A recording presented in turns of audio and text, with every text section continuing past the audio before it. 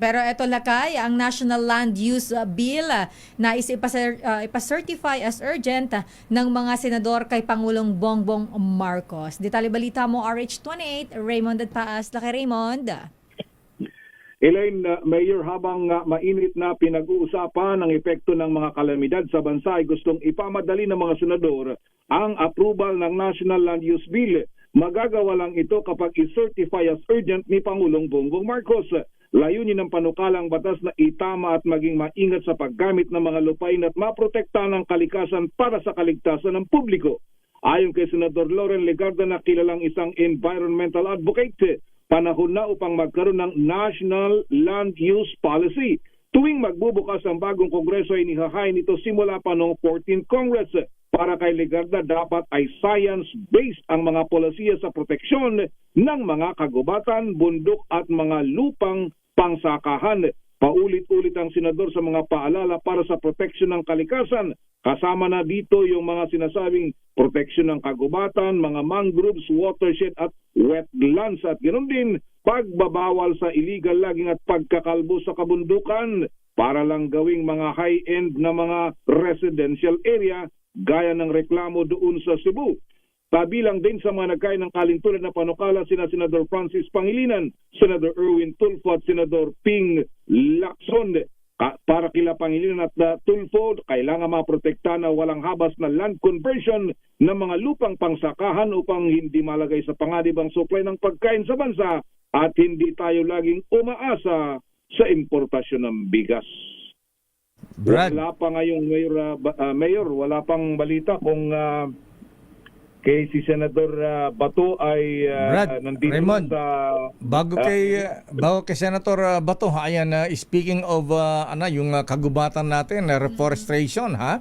Abay, siguro dapat maimbestigan din yung mga bundok na ba't ba napapatituluhan yan at ginagawang mga high-end na bahay katulad ng Alphaland doon sa inyo sa Baguio, ha? Sa Mountain Province, Raymond, ha?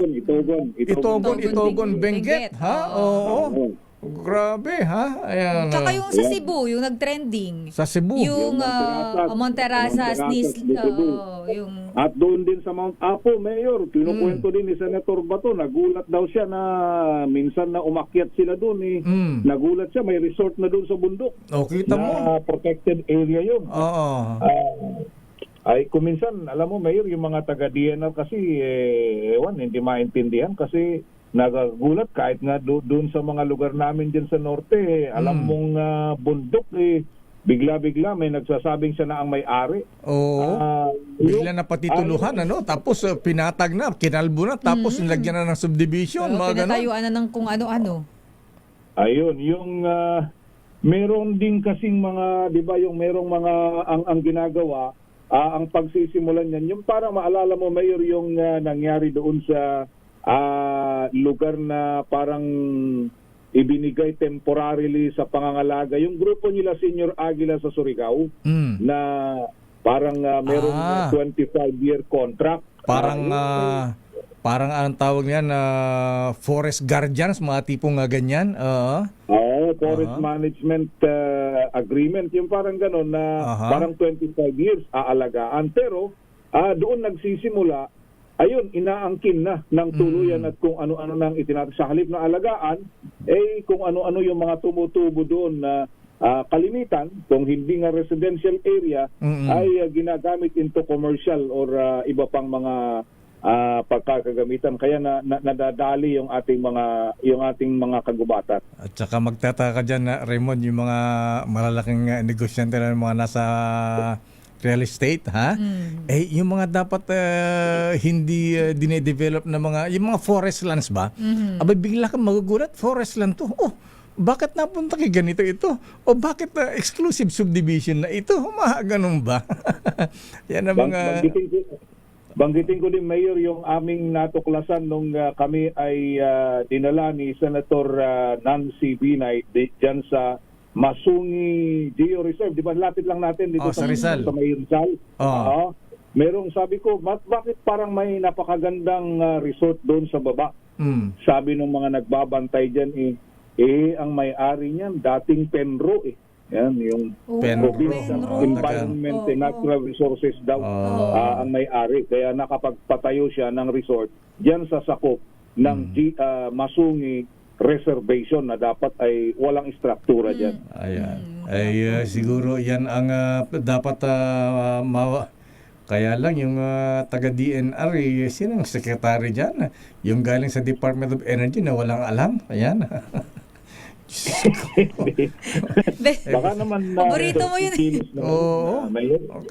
Yan ang cabinet secretary na parang inutil. Ayan. Actually, hindi din siya maramdaman ngayon. Oo, galing na sa Department of Energy. Hindi natin naramdaman, Mr. President. Inilagay mo pa sa Na-recycle DENR. ka sila kayo eh. Oo. Mga ganyan, tinatapon na sa kangkungan yan eh. Ayan, malaki ba utang nyo sa kanya? Ayan, Diyos ko.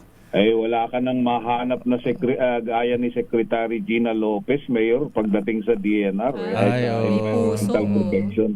Kaya nga, kasi kapag maglagay ka ng katulad ni Secretary Lopez, hindi rin makukonfirm sa commission on appointment. Yun lang. Anyway, nasa presidente naman yan eh. Ayan. Anyway, so siguro dapat pabantayan natin to kay Senator Loren Legarda. Si Senator Loren Legarda nga pala sa yung may Oplan Luntian nung araw eh. Ayan, siya ang di ba sa mga expressways, siya ang nagpauso ng mga tanim diyan sa mga expressways. Sa Yung mga gilid-gilid. nandyan sa SLEX, Mayor, na nara na pinagpuputol at saka mga mahogany na pinagpuputol na lately. Ha? Kanya yun eh. Time niya yun eh. Ang Diba? bira, Yung- Kaya hinahanap niya eh. Sabi niya, uy, saan yun? Sayang yun. Gamitin Ayan natin. nga, Sabi ni Senator Loren. Ginastosan ng mga milyones yan eh. Ayan, at saka yung dapat yung ginagawa ni Mayor Hagedorn sa Palawan nung araw, Raymond, every year, every month ng June or July, may tree planting. planting. Ginaya nung araw yun, nationwide. Ewan ko bakit hindi na natuloy yan. Tsaka pag may pinuputol, may papalitan. Ayan, anyway, Kailangan din, Mayor, kuminsan maganda din yung tree planting pero ang problema na nakita na natin yung sustainability. Kuminsan kasi pag tinanim nila hindi na inalagaan kaya kuminsan Wala rin. na hindi rin tumutubo at tumutuloy. dapat ibigay natin sa mga LGUs yan. Anyway, so ano ang latest kay Senator Bato? Magtatago ba siya o haharapin kung may arrest warrant na lalabas sa kanya? Wala pang official na pahayag, Mayor, dahil pati nga yung interview kanina ni Kuya Angel kay Attorney Torion yun, pinagtatalunan pa kung ano talaga yung legal na batayan. Pero wala pa siyang pronouncement at wala ding confirmation sa kanyang mga staff kung kasi di ba nung lately nasa Cebu sila nag-iikot doon kung siya ay bumalik sa Metro Manila or umuwi doon sa Davao. After na mabalitaan niya yung announcement o pronouncement ni Ombudsman Boying Remulla na supposedly meron na siyang warrant. Ayan. Pero kung may darating na warrant, haharapin ba niya o magtatago siya? Papahuli ba siya ng buhay? Hindi malinaw, Mayor, kasi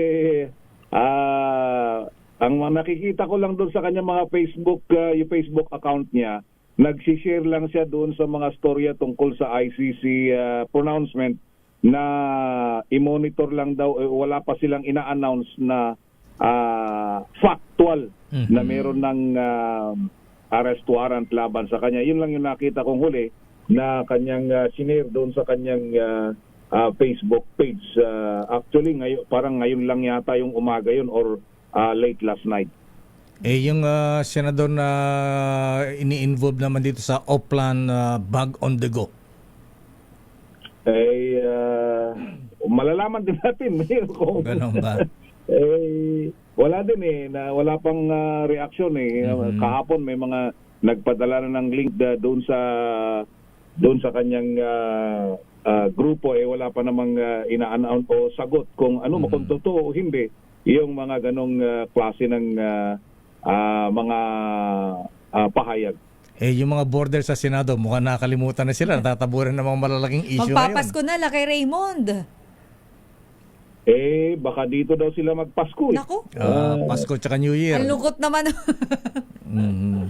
Pasko, New Year. Kung walang commitment order na manggagaling sa korte, ay baka mag-i-stay sila dito. Sabi ni SP Soto nung nakaraan. Kaya importante, Mayor, na magkaroon muli ng hearing ng Senate Blue Ribbon Committee doon sa mga under flood control issues, yung apat, para malaman kung ano ang magiging desisyon, kung palalayain ba sila or hindi. Dahil kung hindi, ay wala man, talagang manatili sila dito, at pati yung iba pa, yung 5 naman doon sa smuggling ng agricultural products. Oo nga. Si Sergeant Gutesa, nakita rin ni Senator Ping.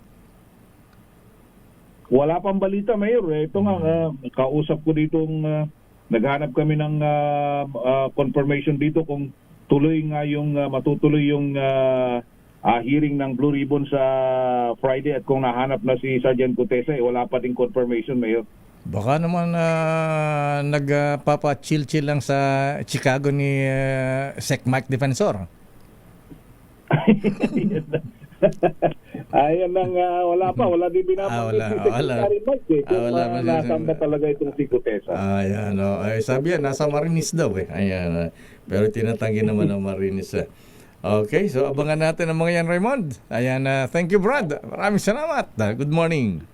Mamaya-maya, Mayor, at kung baka nandito si Senate President Soto, dahil meron silang activity ng 11 o'clock, yung launching ng panibagong website ng Senate of the Philippines. Ito si RH28, Raymond Advaz para sa DCRH, una sa Pilipinas, una sa Pilipino.